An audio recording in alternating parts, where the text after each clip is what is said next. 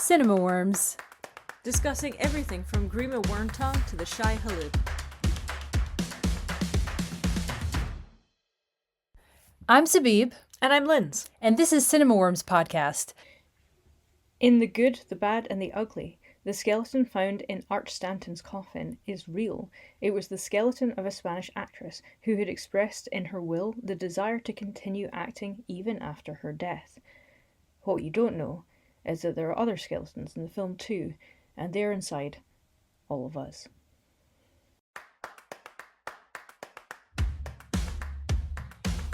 Today we're going to be talking about Opus. The film was written and directed by Mark Anthony Green, who previously made a short called Trapeze USA, and Opus is his feature directorial debut.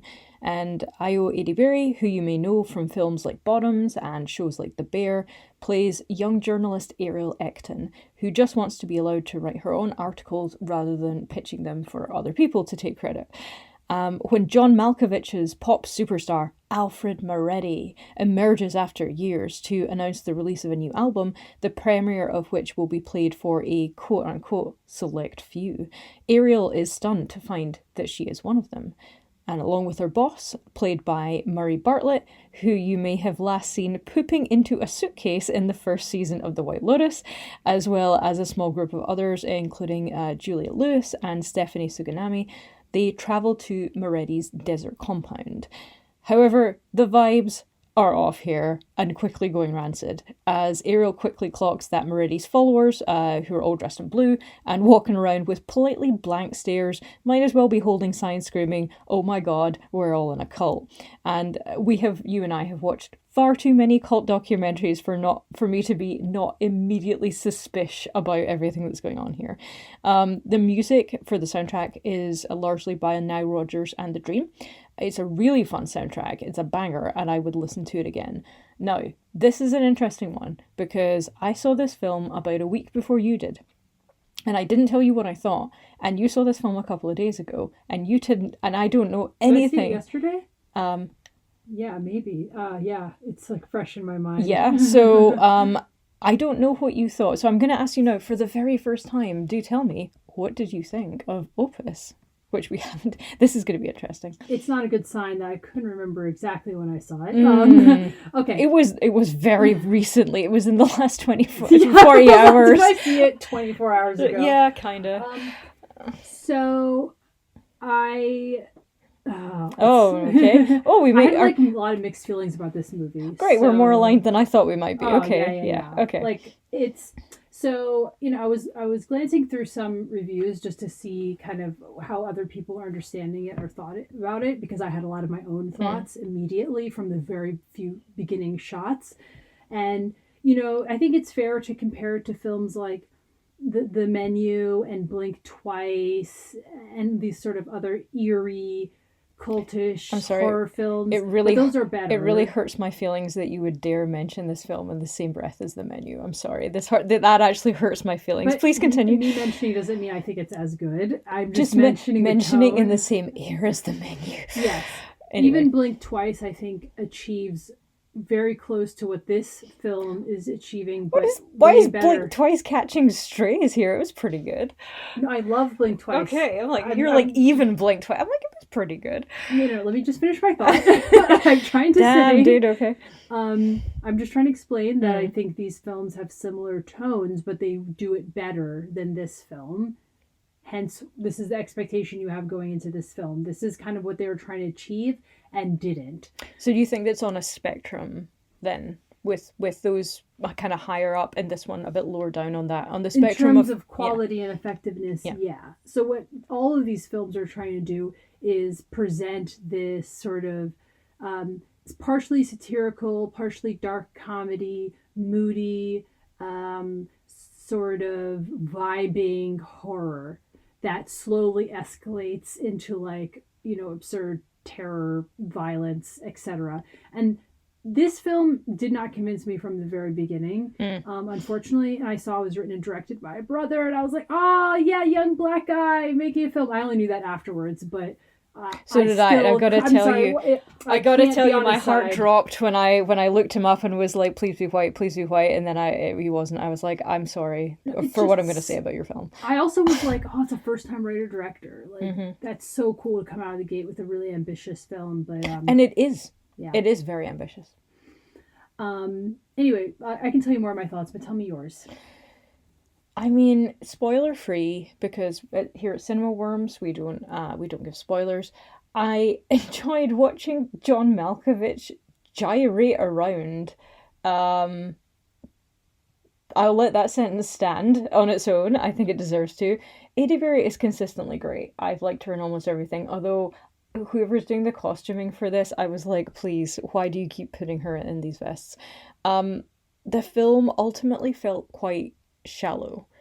The greater depth of meaning about celebrity and status and kind of this cult following, it felt unplumbed.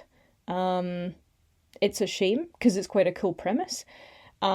It is unhinged in some respects, but not completely or in a way that makes sense. That's quite hard to describe without telling you, spoilers. Suffice to say that I think you might agree here, given what you just said, the earlier, smaller breadcrumb clues that they gave us about what's happening here, I've written in my notes, which is maybe a bit poetic of me, do not result in a path to a stunning gingerbread house, but to a small pile of broken biscuits. And that's kind of, I was expecting certain other things, or I was expecting it to go in some sort of direction. It felt that when it did take off, it took off abruptly and quickly and kind of became shambles after that. And I don't feel that it gave me a satisfactory conclusion. I've talked before about how I want a climax or closure, or ideally both. I don't know that I felt like either with this film. Yeah, I agree. It kind of like it was abrupt and then sort of descended into shambles in its abrupt climax. Is really, it is the right word for it. How did you feel about the individual cast members though, about their performances? Yeah, so all the performances are good because these are all great actors. Yeah. Unfortunately, I personally wasn't like convinced by them in their roles. Ada Berry's, I'm convinced by her as a person and how she's sort of feeling like undercut in this job. Yeah.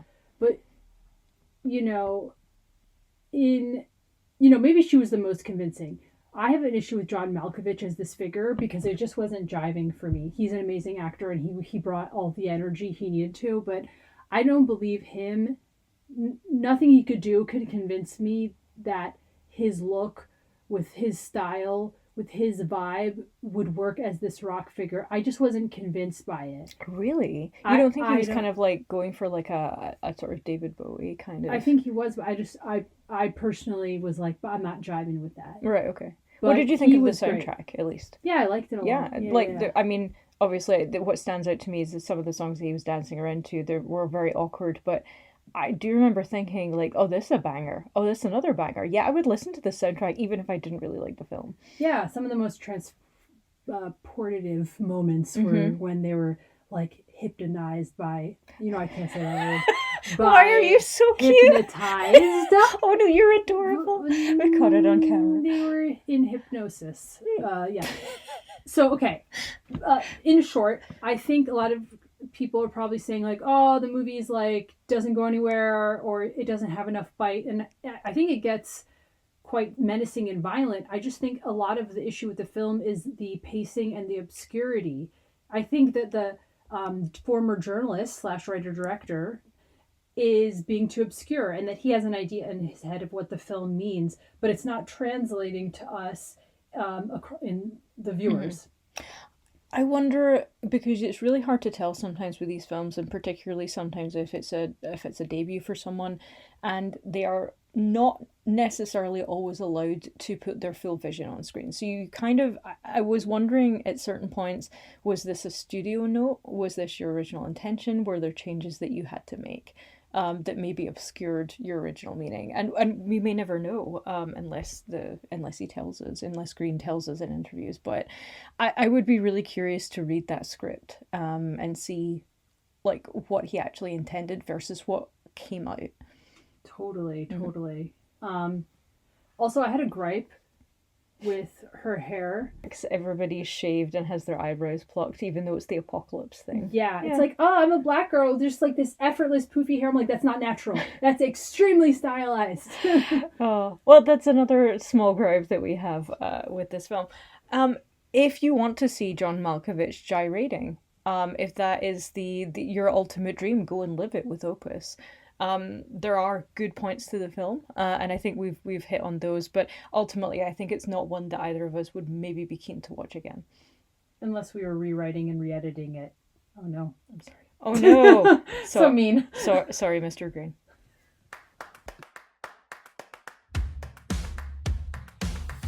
So next, we are talking about Hundreds of Beavers. Best film title ever. Yeah, it's absurd and sounds filthy. Okay, is that correct? Is Beavers a sort of a dirty thing? Is that a thing? Sorry, I just wanted you to struggle through that whole sentence. Yes, and it is innuendo. And it is innuendo. It's innuendo. Oh. Sorry if you've caught us flirting. So directed by Mike Cheslick and written by Mike Cheslick and the star Ryland Brixton Cole Tews, who we actually got to see IRL at a fabulous premiere of the film it's premiered like years ago, a showing of the film at the Cameo. It is premiere and it was the first time we had seen it. It was insane. It was the coolest film showing / live action intro and outro where he was there with his mom, several costumes from the film, his sister dressed up as a beaver, him wearing a beaver hat. It was amazing. So essentially it's a completely absurdist, slapstick, old school silent comedy. So in this 19th century supernatural winter epic, a drunken Applejack salesman, this is the plot, quote unquote, must go from zero to hero and become North America's greatest fur trapper by defeating hundreds of beavers, straight from their website. So I didn't know he had a name. John Kayak. He finds himself stranded. It was on the screen multiple times. I didn't pay attention to his name. Okay. He's like stranded in the black and white snowy landscape with nothing but his dim wits to guide him. That's what they say on the website. That's pretty accurate. Yeah. So the film starts off and we were like, what the fuck's going on? It's like it's like live action with like animation as well, like sort of just like chaotically put in. And his beloved cider giant crate or whatever, beer cask gets destroyed, and it's because of the damn beavers. Down those beavers. So he's led down a very circuitous path to get revenge on the beavers with lots of different creatures. There's rabbits, there's wolves, humans, and everyone's dressed up in full-sized mascot costumes.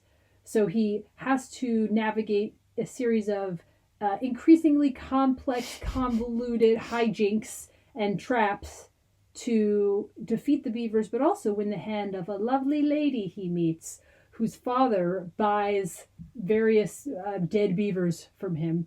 He's a storekeeper, basically. Yeah. So if he kills enough beavers, he can win the hand of the lady. That is the plot. And Rylan talking about how it was dreamed up by a bunch of drunken friends makes a lot of sense. Wisconsin, yeah. And I really enjoyed this film. It reminded me, so I grew up watching a lot of like Marx Brothers. So I really like this kind of farcical sort of physical comedy and black and white films. And Night at the Opera is one of my favorites. And there's something to be said about clever visual gags. And despite the characters' dimwits, the quick-wittedness of the script itself. And it does feel very much like watching a live action Looney Tunes in a way. It was really strange, but at the same time, it was very, very funny. The audience was pretty packed in the Picture House Cameo, which is our second favourite cinema in Edinburgh. And people were hugely enjoying it. Honestly, I would watch this again. It was 100 minutes of just pure, unadulterated, ridiculous joy for me. Yes, and I think similarly to Sister Midnight, I was tired when watching this film. So towards the second half, I was like, wow, this is the longest film I've seen in my life. But I was still really enjoying it. This is amazing. It's absurdist gold. I didn't know you had seen Marx Brothers films. Yeah, I grew up watching them. My dad likes them a lot. Really? Yeah, so we watched quite a lot of them. We actually own a DVD of them somewhere. And now, DVD, children, if you don't know what that is, we'll explain it later. It is physical media Shiny from the kind of old days. Yeah, like a CD, but it plays films. They're very retro. They'll come back in fashion. It'll come back around. Fashion is cyclical. Yeah. But yeah, so we really enjoyed this film, and of course, no spoilers about exactly what happens at the end. But you do get to see this guy go from like a pathetic alcoholic who is too drunk to even notice that the Applejack orchard is like blowing up and burning down, to a isolated and starving loner, to a competent fur trapper who learns how to make traps and manages to eke out an existence in the wild.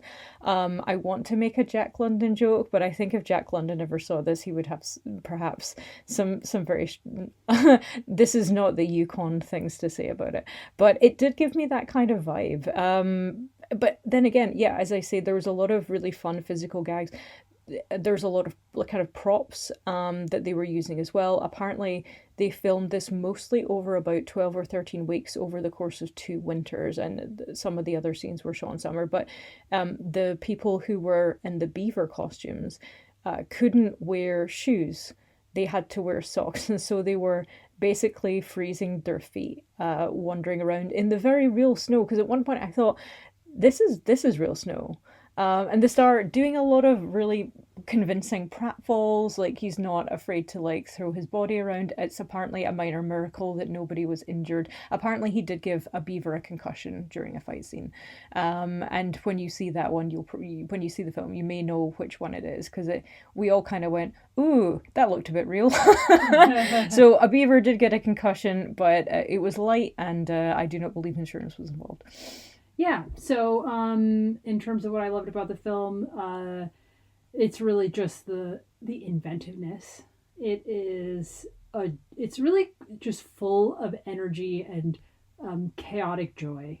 It does feel like so hyper as well. Do you know, there's something really like, yes, you've had 4 Red Bulls and you're making a movie. That's what it felt like. It does, and it feels like, I'm like, how did they make this? The physical comedy, the stunts, the running like jokes and visual sort of absurdities of them being in caves and giant structures, and it's just a really, really well-timed, clever, super hilarious, absurd, hilarious. And I think it's worth mentioning here that it was made for about $150,000, which compared to most of the other films we talk about is insanely small potatoes. It is the tiniest of tubers, and like, you just can't really make a film for that unless it's very, very indie. They have done amazingly well. It has gained a cult following, and we saw it on its UK tour, but it has been out for a little bit.